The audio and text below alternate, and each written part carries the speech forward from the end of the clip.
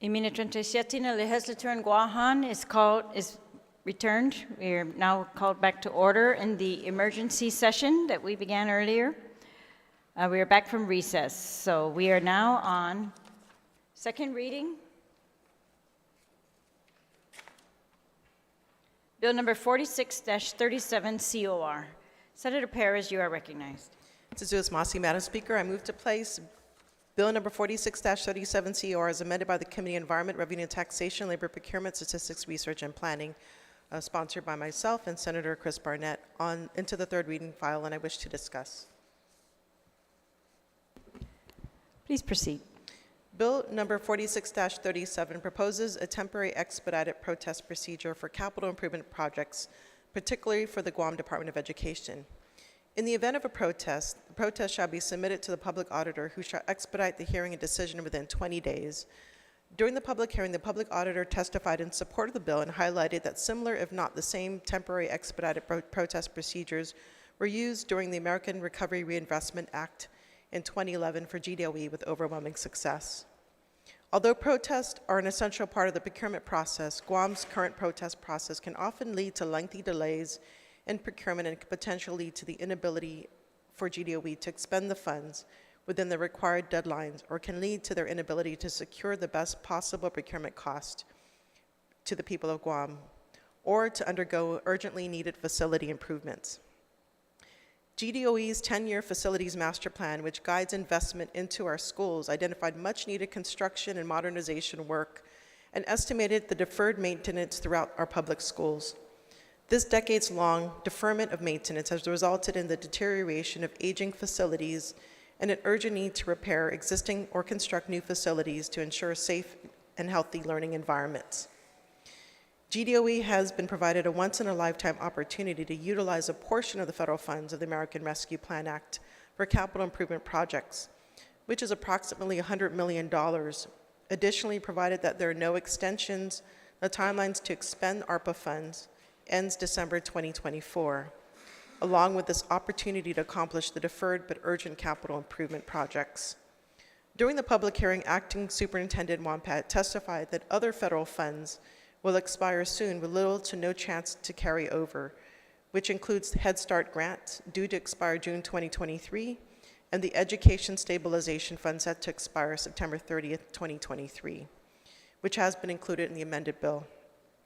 During the hearing, Attorney Camacho, who was the hearing officer during the era, testified the success of the administrative process at the public auditor's office and shared his experience that the automatic stay throughout the judicial process was overkill and prejudicial to the people of Guam. Bill 46-37 will omit the judicial review for GDOE capital improvement procurement until the expiration date of December 2024, when this law will automatically be repealed.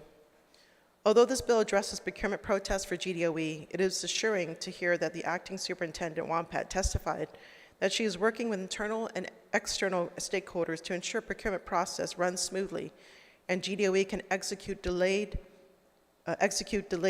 deferred maintenance and capital improvement projects with minimal delay. At this time, I humbly request the support of my colleagues in passing this critical piece of legislation that mimics that took place in the 31st Guam Legislature, and which was a successful precedent that was set over 10 years ago with the ERA funds, for the sake of ensuring that no money is left on the table when it comes to addressing the education needs of our children. Tsitsios Masi. Tsitsios Masi, Senator. Sorry, one more thing. I would also like to proffer an amendment. So this is in response to the public auditors when he testified that he is willing to even promulgate regulations sooner than 90 days if given the authority. So what this amendment is on page 3, line 12, it's in the folder, I believe. And so what this amendment would do, it would basically change the promulgation to be within 60 calendar days instead of 90. 60 calendar days of the effective date of this act, and with the approval of the Legislature in Guam, the expedited procedure shall be prominently designated as such in the notice and the solicitation. So this was basically in response to some of the testimony provided by the public auditor to ensure that that the expedited procedures are upfront and very prominently displayed in the notice and solicitation, and that all prospective bidders, offers, contractors are aware and agree to abide by these rules for the expedited process to ensure that, again, to provide a fair process and an expedited process. So this is the amendment I'd like to proffer. Thank you, Senator. On the amendment, is there anyone who would like to speak on the amendment? If not, Senator, you may close on the amendment. All right, she yields closing on the amendment. Is there any objection to the amendment? Any objection to the amendment? If not, amendment passes. On the bill, Senator Taitakui, you're recognized on the bill. Thank you, Madam Speaker. I stand in full support of this amendment and the bill that was proffered earlier. You know, to have OPA attend the public hearing and provide his input and his enthusiasm to move forward on some of the issues that they have. And one of them is always, if a bidder comes up and they didn't win the bid, then the next thing they do is they protest. And it stops the bid from moving forward. And this is the bottleneck that we've always had to deal with. And right now, losing these federal funds is not in our best interest at this point, because we all know ARP is going to dry up. Ask the CNMI. They're dealing with it right now. A lot of federal funds are drying up. So now is the time that we act expeditiously and moving forward on stopping some of these things that really are just meant to derail progress because someone wasn't able to get the gig, you know. So I totally stand in full support and ask to be a co-sponsor of this measure as well. Thank you, Senator. On the bill, anyone like to be, Senator Dueñas, is recognized on the bill. Sidus Masi, Madam Speaker. Just a few brief comments in support of this measure 4637. You know, Madam Speaker, just 2 points I wanted to make. First of all, this is tested legislation, and what the good author is doing is updating to ensure that it is, you know, under and in accordance with this current movement, with the consideration of the millions and millions of dollars that we have to move in a relatively short period of time. You know, Madam Speaker, with the public auditor's eyes on this, I'm very confident that it will see through and be, even though it's expedited, will have the opportunity to have the utmost scrutiny in terms of following our laws and regulations and setting up this opportunity to have that expedited process. Madam Speaker, I would be remiss if I didn't just recognize your remarks on the last bill, that I think that this is the tool to do a lot of what you said, and many of us have been mentioning in different media forums, that this is a time, you know, to, once again, I call upon, you know, all the agencies that have this you know, critical ability in terms of procurement that is very, you know, it's very meticulous, and it's very, you know, detailed. But there's a lot of people in our government, Madam Speaker, that are very good at it. I remember when I was at Guam Housing Corporation, you know, a lot of our employees were actually not detailed, but conducted trainings in coordination with GURA in terms of procurement training, that was the opportunities that were availed under GSA. And I tell you, you know, every year we would send a couple more people, and procurement just start getting better and better and better. And so, you know, the two housing agencies have done a number of, you know, efforts together. So they had to make sure that they were clear in how they were maneuvering. And it was that training and that ability for them to come together that moved things a lot faster. So it's not unprecedented in our government. But now we have another tool in the toolbox to do exactly what you were mentioning earlier on the prior bill. This is not impossible. And these are the kind of things, Madam Speaker, that are going to allow for the previous bill that I hope will pass, and, you know, in order to bring it to fruition. It's not impossible. And we don't have to shut down schools. If we are going to do it for population issues and restructuring, well, that's one thing. But I don't think it has to be done simply because of the fact that, we're moving in this fashion. And if there is that opportunity, maybe that's what happens, is we can fully shut down a school from time to time to completely refurbish it and then use that as a rotational school to handle the situations. Those are just ideas. But what I'm saying is, it's not as though we don't have the expertise. That if everybody pulls together with tools such as this bill, we should be able to see this move fast. And I think our community will be really happy to see us moving in that direction to finally set this right and then keep it right with additional funding that we're going to hear later in this session. Sidus Masi, Madam Speaker, and I'm certainly appreciative of the author for proffering this legislation. And I, too, would like to be a co-sponsor. Sidus Masi. Sidus Masi, Senator. On the bill. Anyone else like to be recognized on the bill? Senator San Augustine, you're recognized on the bill. Thank you, Madam Speaker. And I thank the author for this bill. And if I could be a co-sponsor also, I'm in support of this bill. Only thing I'm questioning is that the Attorney General's office always gets involved in any of the bids when they're going to go out. I'm just wondering if the author would look into that, after this bill, to make sure that the AG's office is participating, so it doesn't become that office slowing down the process, because this one's going to speed it up on one side. But if the AG gets involved and there's a slowdown, this only can go as fast as it gets cleared. Thank you. Thank you, Senator. Any other senator who'd like to be recognized on the bill? Senator Barnett, you're recognized on the bill. Thank you, Madam Speaker. I, too, rise in support of this measure. Well, I never said that before. But I definitely support this bill. That's part of why I co-sponsored it. And I thank Senator Perez, who has really become the procurement princess of the Guam Legislature. I mean, anything with procurement, she's on it. And so I'm just very grateful that we were able to introduce this measure. It is tried and true. I would say it's tried and true legislation, even though it hasn't even been passed into law yet, because I came with a suggestion of a former speaker of this body. And again, it's proof positive that we're not just dropping mandates on people's heads, we're also listening out for their suggestions about the types of tools that they need to really navigate us out of this situation with the public school system. So if I could vote for this bill twice, I would. Thank you.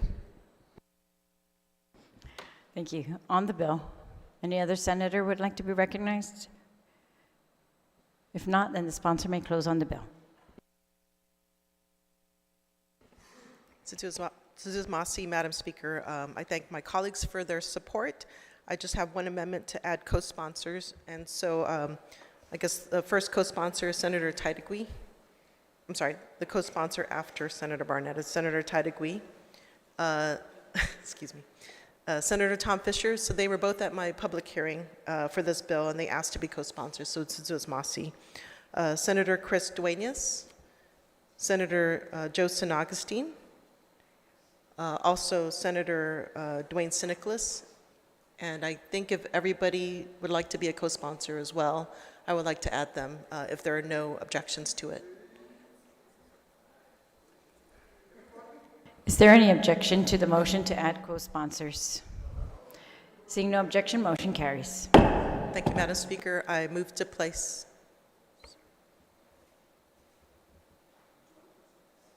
Please proceed, Senator Perez.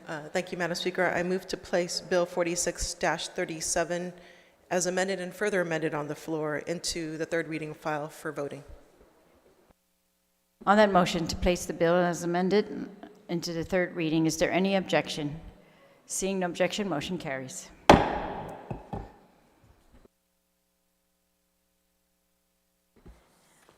Okay, colleagues, we're still on second reading, and now we're on bill number 32-37 COR. This is an appropriations bill, so we are supposed to go into the committee of the whole.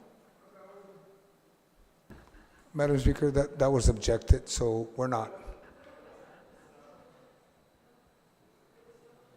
Madam Speaker, if we go back to the record, that was not objected to. In fact, I would like this bill to have committee of the whole, is my bill. And if I could just introduce it right now and speak briefly on it and then call for the committee of the whole tomorrow morning, as I'm sure it would be difficult to get Department of Education here in the evening. Well, we It's are up to you. expecting that they're still here because they were called since this morning. But we Okay. will, if you would give me 1 minute recess, I'd like to just check the record. 1 minute recess.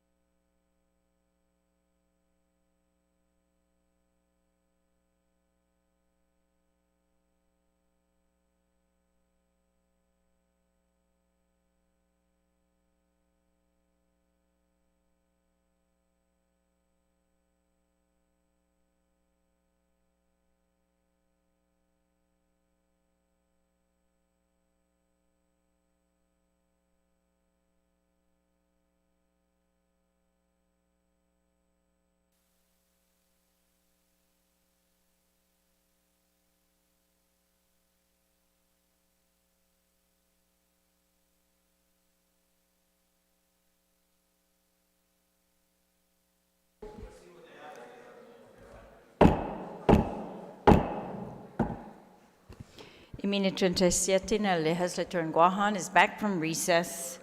So colleagues, just to recap, we were on recess, but we were on bill number 32-37 COR under the second reading. We checked the record. There was no motion in regards to this bill, so according to our standing rules, we will resolve into committee of the whole on this bill. It will be chaired by the appropriations chairperson, and he has agreed to get the GDOE officials and other government officials in here by 8:30 a.m. So we will